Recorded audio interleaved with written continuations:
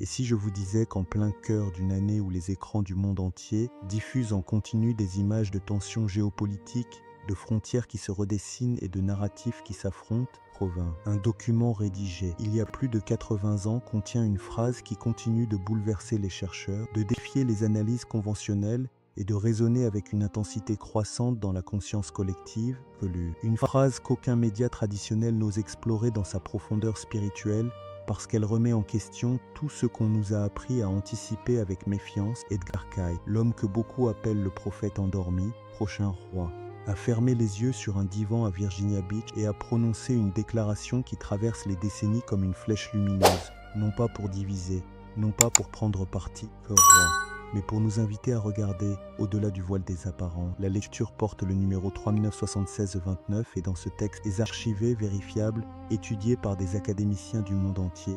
Il affirme clairement que de la Russie viendra l'espoir du monde. Attention, il précise immédiatement que cet espoir ne naîtra pas d'un système imposé, ni d'une doctrine collective, ni d'une expansion territoriale, était gravé, mais de la liberté que chaque individu choisira de vivre pour son prochain, un principe si ancien, si profondément ancré dans l'âme russe que les observateurs occidentaux l'ont longtemps confondu avec autre chose. Ce principe a un nom, rappelle la sobornost, une unité spirituelle librement consentie, une reconnaissance intime que le bien-être de l'un est indissociable du bien-être de une philosophie qui ne s'enseigne pas dans les manuels, mais qui se vit dans les foyers, dans les communautés, dans la capacité à traverser les tempêtes sans se briser parce qu'on ne porte jamais le poids seul, pendant que l'Occident perfectionnait l'art de l'individu autonome, souvent au prix d'une solitude grandissante, d'une compétition sans fin et d'une course à l'accumulation qui laisse derrière elle un vide difficile à combler, laisse à préserver le secret du nous, prochain roi. Cette capacité à maintenir le lien humain même quand les structures extérieures vacillent, Cayce ne faisait pas de géopolitique, il lisait les fréquences collectives, que le modèle basé sur la rareté artielle et la rivalité extrême atteindrait ses limites structurelles, que les systèmes fondés sur la confiance, aveugles dans des chiffres abstraits, finiraient par se réajuster sous leur propre pression, et que dans cette phase de transition, une nation habituée à l'endurance, à la résilience et à la chaleur communautaire rappellerait au monde comment rester connecté à l'essentiel quand les mécanismes modernes montrent leur faiblesse. Mais la vision va bien plus loin. Cayce esquissait une triade cosmique, les États-Unis comme moteur matériel, créatif, la Chine comme berceau d'un amour du prochain appliqué concrètement dans le tissu social, et la Russie comme porteuse de cette fraternité active. 3 rôles, 3 énergies, mouvement vers un rééquilibrage planétaire. Il savait que le vrai défi n'était pas territorial, il était vibratoire. Il avait averti que l'humanité devait faire face à son propre reflet, à ses incertitudes, à ses clivages, prochain roi, pour enfin choisir une fréquence plus élevée. Et ce choix ne se fera pas dans les salles de décision, il se fera dans le silence de chaque conscience, quand vous refusez de céder à la panique, quand vous regardez au-delà des étiquettes imposées, quand vous choisissez la connexion plutôt que la rupture, vous participez à ce mouvement que Cayce appelait l'âge du renouveau. Ce n'est pas une prophétie de soumission, c'est une invitation à l'éveil, à reconnaître que derrière les événements qui secouent notre époque, un fil invisible tisse une nouvelle façon d'être ensemble. Une civilisation qui équilibre la tête et le cœur, le progrès et la sagesse, la liberté individuelle et la responsabilité partagée. Alors la prochaine fois que vous entendrez parler de réajustement, de frontières qui se redessinent ou de narratifs qui s'affrontent, ne regardez pas seulement la surface, écoutez ce qui résonne en vous. Demandez-vous si vous nourrissez la peur ou la clarté, si vous alimentez la division ou le dialogue, parce que l'espoir du monde ne descendra pas d'un palais, il émergera de millions de cœurs qui décident, après jour, de vivre pour leur prochain, de préserver la beauté, de transmettre la paix. Et si cette vision éveille quelque chose en vous, rejoignez notre communauté, partagez vos réflexions. Et souvenez-vous que l'histoire ne subit pas, elle se co-crée, une décision consciente à la fois. Pour comprendre pleinement cette prophétie, il faut remonter à son origine, il faut replacer les mots de Cayce dans le contexte précis où ils ont été prononcés. Nous sommes en 1944. Le monde traverse l'une des périodes les plus complexes de son histoire moderne. Des millions de personnes sont déplacées. Des économies s'effondrent, des alliances se fracturent, et dans cette tourmente, un homme du Kentucky, photographe de métier, père de famille, chrétien pratiquant encore, entre dans un état de conscience modifié et accède à ce qu'il appelle les archives akashiques, une bibliothèque cosmique. Toute l'information du passé, du présent et du futur serait enregistrée. Il ne s'agit pas de magie, il s'agit d'un phénomène documenté, étudié, vérifié, Des médecins venaient le consulter pour des cas désespérés. Des chercheurs notaient chaque mot, des sténographes capturaient chaque syllabe. Prochain roi. Et ce qui en est sorti dépasse largement le cadre d'une simple intuition. Caius a décrit avec une précision troublante des événements qui se sont produits des décennies plus tard, la chute de systèmes économiques, de nouvelles puissances, l'émergence sont technologiques, les transformations technologiques. Et parmi toutes ces lectures, celle sur la Russie se distingue par son audace, au prochain roi, par son caractère totalement inattendu pour l'époque, parce qu'en 1944, dire que l'espoir viendrait de l'Est, c'était défier tous les récits dominants, c'était remettre en question les alliances en place. Ce prochain roi. C'était oser regarder au-delà des idéologies de surface pour toucher à l'âme des peuples. Et c'est exactement ce que Caius a fait. Il a vu que sous la surface des tensions politiques, sous les discours officiels, sous les stratégies militaires, il y avait un courant spirituel qui traversait l'histoire. Un courant qui ne dépendait pas des dirigeants, mais de la conscience collective des populations. Prochain roi. Il a identifié dans le peuple russe une capacité unique de souffrance partagée, de résilience communautaire, de connexion mystique à la terre et aux autres, une capacité que l'Occident individualiste avait progressivement perdue au profit de la performance, de la réussite personnelle, de la course à l'accumulation, et il a nommé ce principe la liberté de vivre pour son prochain roi. Pas par obligation, pas par décret, par choix intérieur, par reconnaissance que nous sommes des cellules dans le même organisme, que la santé de l'un dépend de la santé de l'autre. Au progrès réel ne se mesure pas en chiffres sur un écran, mais en qualité des liens humains, en capacité à se soutenir mutuellement, en volonté de construire ensemble plutôt que de conquérir seul. Cette vision n'est pas une utopie naïve, c'est une réalité que la science moderne commence à confirmer. La psychoneuroimmunologie démontre aujourd'hui que le stress chronique détruit littéralement le système immunitaire. Que les émotions non exprimées créent des déséquilibres dans le corps, que la gratitude, la compassion et la connexion sociale activent des gènes de guérison et renforce la résistance face aux aléas de la vie. Caius le savait il y avait 80 ans, sans microscope, sans laboratoire, en écoutant le silence intérieur, et il a lié cette vérité à la géopolitique. Il a vu que les nations ne sont pas que des entités économiques ou militaires, crottes de conscience, des entités vibrantes, qui réagissent aux choix collectifs de leur population. Quand une société cultive la peur, la méfiance, la compétition à outrance, elle génère des tensions qui se manifestent dans les institutions, dans les relations internationales, dans les crises économiques. Quand une société cultive la fraternité, le partage, la responsabilité mutuelle, prochain roi, elle crée une résilience qui lui permet de traverser les tempêtes sans se fracturer. Et c'est ce que la Sobornost représente. Pas un système politique, pas un régime, mais un principe spirituel, une manière d'être qui transcende les frontières, qui ne connaît ni gauche ni droite, ni est ni ouest, qui reconnaît simplement que l'humanité est une, que la division est une illusion, que la connexion est une réalité.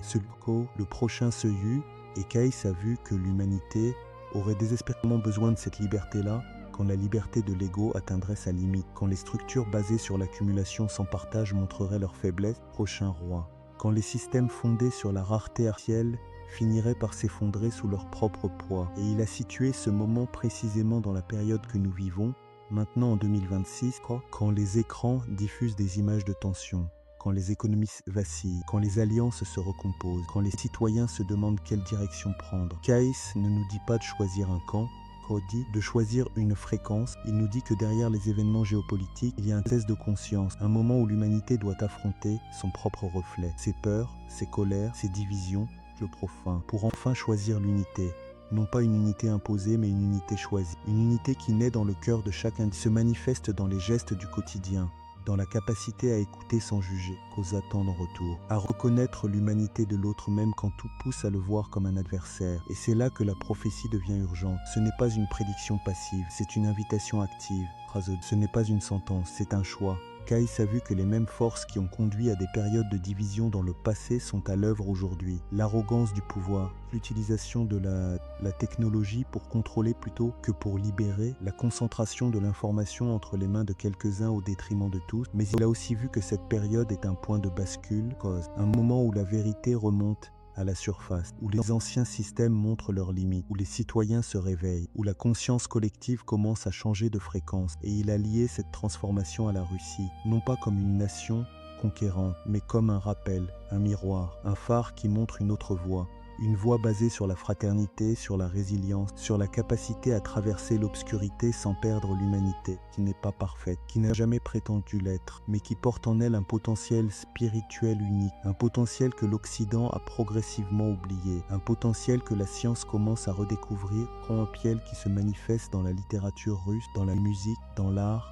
dans la philosophie, dans cette quête incessante de sens, de vérité, de connexion profonde avec l'autre. Dostoïevski, Tolstoï, Tchekhov, Pouchkine, Rogba. Ces noms ne sont pas des auteurs, ce sont des explorateurs de l'âme humaine. Ils ont décrit avec une précision chirurgicale la tension entre le bien et le mal, entre l'ego et le sacrifice, entre la souffrance et la rédemption. Et ce qu'ils ont révélé n'est pas une doctrine, c'est une expérience que chaque être humain peut vivre, chaque conscience peut reconnaître.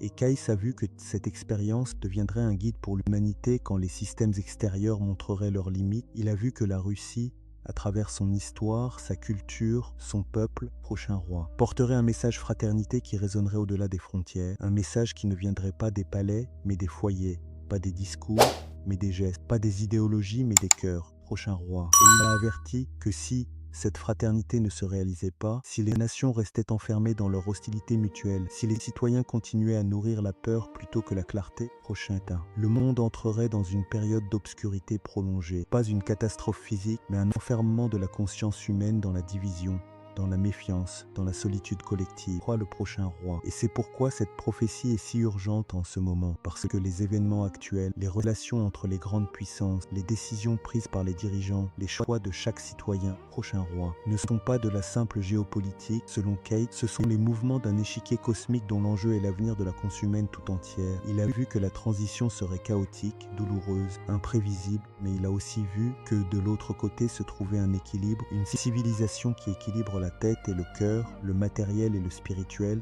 l'individu et le collectif, la liberté personnelle et la responsabilité partagée. Une civilisation où la technologie sert la conscience au lieu de l'emprisonner, où l'énergie est libre et abondante, où la guérison est comprise comme un processus de l'âme autant que du corps, prochain roi. Où l'éducation développe l'intuition autant que l'intellect, où les gens se voient d'abord comme une seule famille humaine. Et il a dit que ce monde n'est pas garanti, il est possible, mais il dépend entièrement de nos choix individuels et collectifs. Et maintenant, alors, voici la question que Kais vous poserait s'il était assis en face de vous là, maintenant, dans votre salon. Savez-vous pourquoi vous êtes précis ? Savez-vous pourquoi Am a choisi ce moment précis pour s'incarner ? Réfléchissez-y une seconde. De tous les moments possibles dans la vaste histoire de l'humanité, votre âme a choisi celui-ci, le plus tumultueux, le plus incertain, le plus potentiellement transformateur. Pourquoi ? Ce n'est pas un hasard. Kais a dit que les âmes qui s'incarnent pendant les périodes de grande transition sont des âmes anciennes. Des âmes qui ont déjà vécu de nombreuses vies, qui reviennent spécifiquement pour aider pendant les moments critiques. Si vous regardez cette vidéo, si ces mots résonnent en vous, si quelque chose vibre au fond de votre poitrine en ce moment même, c'est probablement parce que vous êtes l'une de ces âmes, pas parce que vous êtes spécial dans le sens de l'ego, mais parce que vous portez en vous une expérience, une sagesse et une lumière qui sont nécessaires en ce moment exact.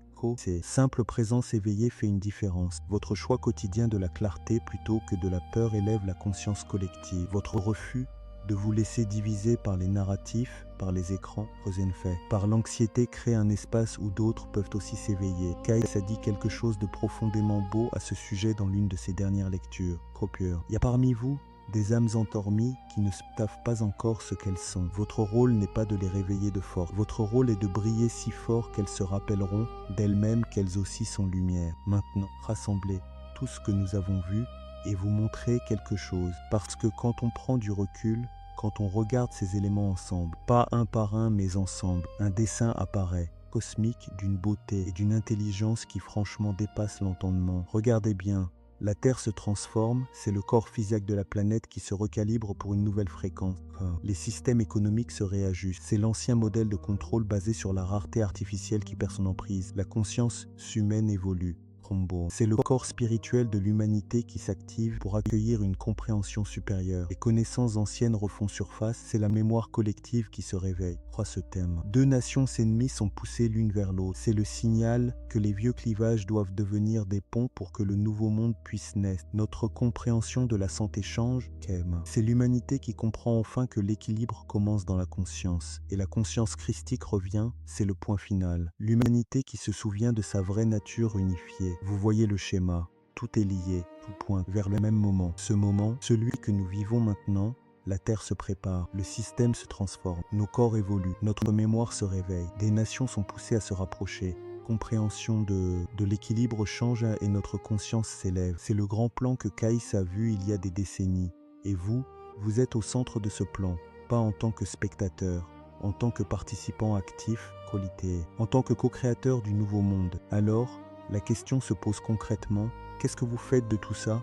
Comment on traverse leur période sans succomber à l'anxiété, au doute ou à la confusion que Caïs nous a laissé comme guide. Et écoutez bien, parce que c'est concret. Premièrement, méditez chaque jour, ne serait-ce que 10 minutes, 10 petites minutes. Croquin. Créez cet espace de silence en vous où la voix de la sagesse intérieure peut vous parler. C'est dans le silence et uniquement dans le silence que vous trouverez les réponses qu'aucun média, aucun discours, procès, aucun expert ne pourra jamais vous donner. Deuxièmement, choisissez consciemment la clarté chaque fois que la peur se présente. Et je sais que dit comme ça peut sembler naïf, mais c'est tout le contraire, ceux opposés. C'est le plus puissant acte de rébellion contre ceux qui veulent maintenir l'humanité dans un état de tension permanent. Chaque fois que vous choisissez la clarté, vous affaiblissez les structures de division. Chaque fois un front droite, un acte révolutionnaire. Troisièmement, prenez soin de votre corps. Caïs a toujours insisté là-dessus.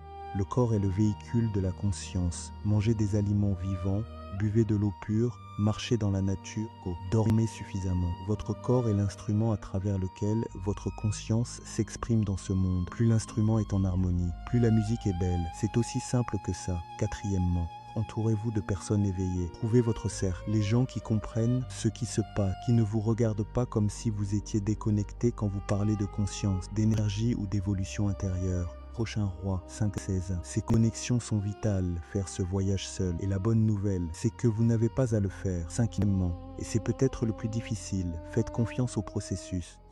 Même quand le monde semble sombrer dans l'incertitude, même quand les nouvelles sont lourdes, même quand tout semble aller dans la mauvaise direction, Caïs a vu que derrière le chaos apparent, un ordre profond est à l'œuvre. Tout, absolument tout, se déroule exactement comme il le doit pour le plus grand bien de tous. Je sais que c'est difficile à croire certains jours, mais c'est la vérité la plus profonde que Caïs nous a laissée. Prophétie de Caïs, la prophétie qu'essaie n'est pas une condamnation. C'est une invitation à participer au plus grand événement de l'histoire humaine, la naissance d'un nouveau monde, la naissance d'une nouvelle humanité, la naissance d'une nouvelle conscience. Cette naissance commence en vous, dans votre cœur, dans vos choix quotidiens, dans votre décision de voir au-delà des apparences et de vous souvenir de qui vous êtes vraiment. Caïs a terminé l'une de ses dernières lectures avec ces mots « Le jour viendra où ceux qui ont choisi de dormir se réveilleront et découvriront que le monde a changé autour d'eux. Ceux qui ont choisi de rester éveillés sauront que ce nouveau monde est leur création, que chaque moment de présence, chaque acte de clarté, chaque geste de fraternité a contribué à sa naissance et ils souriront parce qu'ils sauront que tout valait la peine. Ce moment approche, pouvez-vous le sentir? Fermez les yeux une seconde, juste une seconde. Est-ce que quelque chose en vous dit oui? Je le sens. Écrivez-le dans les commentaires, parce que votre réponse compte plus que vous ne le pensez. Pensez-vous que nous approchons d'un point de bascule dans la conscience humaine ou que nous nous enfonçons dans l'obscurité? Il n'y a pas de mauvaise réponse. L'important est d'y réfléchir consciemment. Si cette exploration vous a touché, soutenez Chemin Spirituel en aimant cette vidéo, en la partageant avec ceux qui sont prêts à entendre et en vous abonnant pour ne pas manquer ce qui vient ensuite. Si vous pensez que ce contenu mérite d'exister, vous pouvez aussi envoyer un super merci. Chaque geste aide à pousser cette conversation vers plus de personnes et permet à ces explorations de continuer. Voici la vérité. Je voulais que nous comprenions par-dessus tout et c'est peut-être la chose la plus importante de toute cette vidéo. Le futur n'est pas écrit. Il n'y a pas un destin unique et inévitable qui attend de se produire. Qualité des potentiels, des chemins. Et c'est notre conscience collective, votre conscience à vous qui détermine quel chemin l'humanité emprunte. Les prophéties ne sont pas des sentences, ce sont des cartes. Elles nous montrent où possible, mais c'est nous qui décidons où nous allons. Et en ce moment précis, à cet instant exact de l'histoire, nous sommes à la croisée des chemins. Vous, moi, Nous tous, chemin spirituel, restez curieux, restez éveillés et souvenez-vous de quelque chose. L'histoire n'est pas seulement quelque chose que nous regardons, c'est quelque chose que nous aidons à créer, une décision à la fois, un choix de clarté à la fois, un instant de conscience à la fois. Et si cette prophétie vous a fait réfléchir, même un peu, alors vous êtes déjà une partie de ce renouveau que Kais a entrevu, parce que la lumière tranquille n'est pas seulement une figure unique, Korat, elle est en chacun de nous. Avant que cette vidéo ne disparaisse de votre fil d'actualité, cliquez sur j'aime, ce geste simple aide à garder ce message vivant pour d'autres âmes en recherche. Partagez cette vidéo avec vos proches, ceux qui cherchent sens dans ces temps d'incertitude, et abonnez-vous à Chemin Spirituel pour continuer ce voyage à travers les visions qui éclairent notre époque. Si vous vous sentez appelé à aller plus loin, essayez de devenir membre de la chaîne. Votre soutien nous aide à révéler les connexions profondes qui unissent l'humanité à travers le temps. Et pour ceux qui souhaitent contribuer davantage,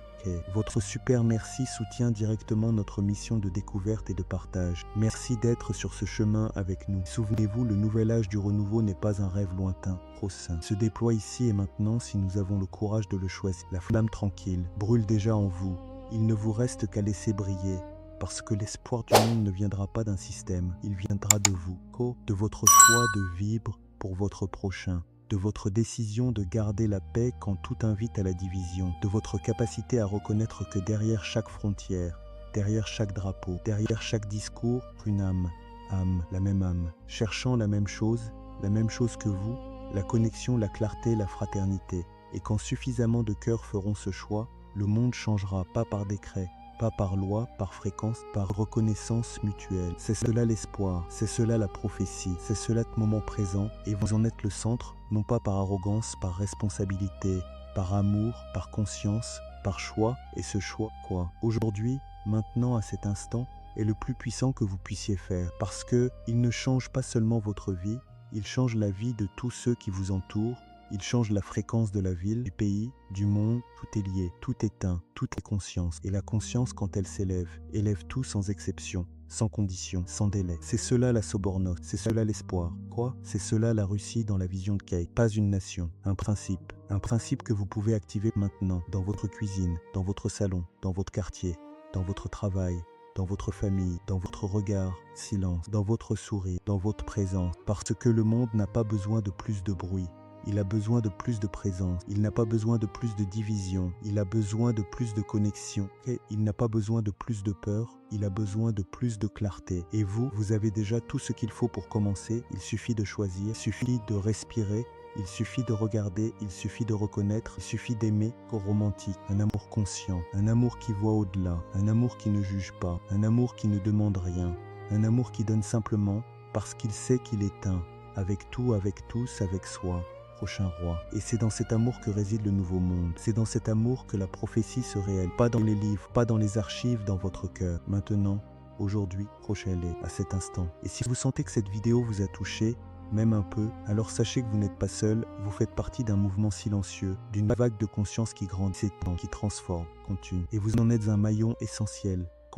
Continuez à chercher, continuez à choisir la clarté, continuez à vivre la fraternité, continuez à briller. Parce que le monde a besoin de votre lumière.